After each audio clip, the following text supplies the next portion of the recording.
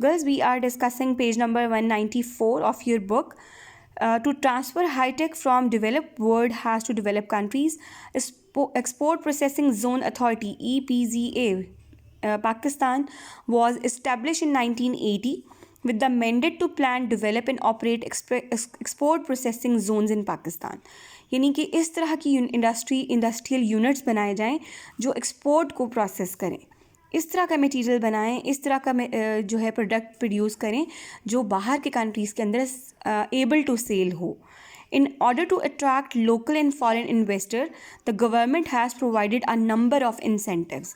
ज़ाहिर है जो इस तरह की, क्योंकि एक्सपोर्ट आइटम है, पाकिस्तान का नाम इसमें लगा हुआ होता है, तो अट्रैक्ट करने के लिए पाकिस्तान की जो गवर्नमेंट्स हैं, हर गवर्नमेंट लोकल और फॉरेन इन्वेस्टर्स को इंसेंटिव्स देती हैं. अब ये इंसेंटिव्स क्या हैं?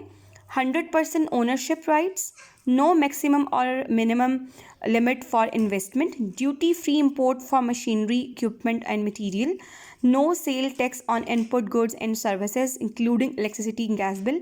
यानी कि उनको ड्यूटी फ्री इम्पोर्ट्स हैं, यानी जो उन्होंने आइटम मंगाना होता है उसमें उनका टैक्सेशन जो है वो लेस हो जाती है या नहीं होती.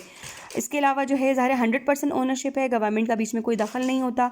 Exemption from import duties and freedom from national import restrictions. The domestic market to Pakistan to be available on the same condition as far as imports from other countries. यानी दीज आर द इंसेंटिव्स जिसमें bill भी off हो जाते हैं, restriction जो है, freedom है, it's all about. So foreign economical revival of Pakistan by establishing new export processing zone. बच्चों ये 2 मार्क का क्वेश्चन है आपके पास कि ये यूजुअली आपके साथ यानी कि ये जो क्वेश्चन आता है what are the export processing zone, उसी के साथ होता है कि इस अगर हम EPZs इस्टेब्लिश कर लेते हैं तो इससे क्या बेनिफिट होगा. तो foreign exchange earning and foreign investment are of great importance for any country, specially for a country with limited resources, low per capita income and high rate of population increase per annum. In order to boost the process of economic development, a number of countries in the world have set up export processing zone. Most of the EPZs in the world are functioning satisfactorily for rising foreign exchange earning and investment in 1998, and then government announced the scheme for establishment of new EPZs in number of cities of Pakistan and then Karachi. These included Sialkot, Risalpur, Lahore, Faisalabad and Gwadar. वैसे तो अब 11 EPZs हैं in the whole Pakistan, लेकिन कराची, गवादर, सियालकोट आपको पता है main centre है. It's all about infrastructure required for the EPZs. EPZs should be establish near the sea port. बच्चों ये आपका 4 मार्क का क्वेश्चन है कि आपसे रिक्वायरमेंट पूछते हैं, फिजिबिलिटीज़ पूछते हैं कि EPZs कहाँ पे ज़्यादा फिजिबल हैं, कहाँ से उनका बेनिफिट ज़्यादातर है. तो near the sea port is very appropriate भी है. To facilitate export and import of good and the import of the required machinery, a number of EPZs have already been set up in Karachi and the government is planning to set up more at Gwadar. Gwadar अब functional हो चुका है तो EPZs वहाँ पे भी बन रहे हैं. Consistent government policies help to bring stability in the investment climate of a country, thus attracting more local and foreign investors. Air transport facilities should be available.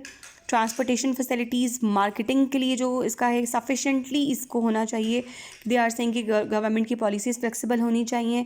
Air travel facilitation इसकी वो possibility होनी चाहिए. इसके अलावा आपके पास train है या what ever the infrastructure of the transport, it should all available. Efficient transport linked to the raw material resources. The 2 units launched recently at Sialkot and Risalpur could not attract any foreign investment due to unavailability of above facilities. This suggested that there were insufficient feasibilities studies beforehand. यानी कि सियालकोट और रिसालपुर में बनाए गए हैं ये दोनों setup EPZs, लेकिन ये इंटरनेशनल जो स्टैंडर्ड है ये इंटरनेशनल इन्वेस्टर्स को प्रोवोक नहीं कर सके ज़्यादातर, क्योंकि ये बाकी फैसिलिटीज़ यहाँ पे मौजूद नहीं हैं. So potential of EPZs in Makran coast. Gwadar में क्या है बच्चों, ये भी आपका ओपन एंडेड क्वेश्चन है कि गवादर को अगर हम केस स्टडी के तौर पर लेते हैं तो it is an established fact that sea transportation is the cheapest mode of transportation in the world. It is competitive world and producer or a manufacturer has to be cost conscious. So it is competitive world and producer of a manufacturer has to be cost conscious. A foreign investor will obviously feel more comfortable in setting up industrial unit at or near seaport. Moreover, the arrival and dispatch of goods between the two countries can be organized better at the port city rather than in the city inland. सबसे ज़्यादा फिजिबिलिटीज़ ज़ाहिर है सी पर होती हैं और E P seize पे, क्योंकि सी के पोर्ट पर you have all the facilities, packing, unpacking, loading, unloading, और ट्रांसपोर्टेशन मीन यहाँ पर क्लियर होते हैं, जो कि, और दूसरा ये कि जो सी एरिया है this is the cheapest mean of transportation. Sea के थ्रू आपकी गिव एंड टेक भी बहुत ज़्यादा आसान हो जाती है। गर्ल्स, ये strategic geographical situation of Gwadar ये हम ऑनलाइन अभी डिस्कस करते हैं थ्रू मैसेंजर। मैं आपको लिंक सेंड करती हूँ, देन हम इसको डिस्कस करते हैं थ्रू आउट कि गवादर की क्या फिजिबिलिटी है as a mean of geographical, और जो उसका पोर्ट है वो कितना फिजिबल है एज EPZ यानी एक्सपोर्ट प्रोसेसिंग जोन के हवाले से। और फिर उसके बाद हम इस टॉपिक यानी ना पेज नंबर 195 को आज हम कंप्लीट कर लेंगे यहाँ तक, और उसके बाद आप लोग जितने लास्ट 15 मिनट्स हैं हम उसमें डिस्कस करेंगे वट एवर जो हमारी क्वेरीज़ हैं, क्वेश्चन आंसर्स हैं ऑल।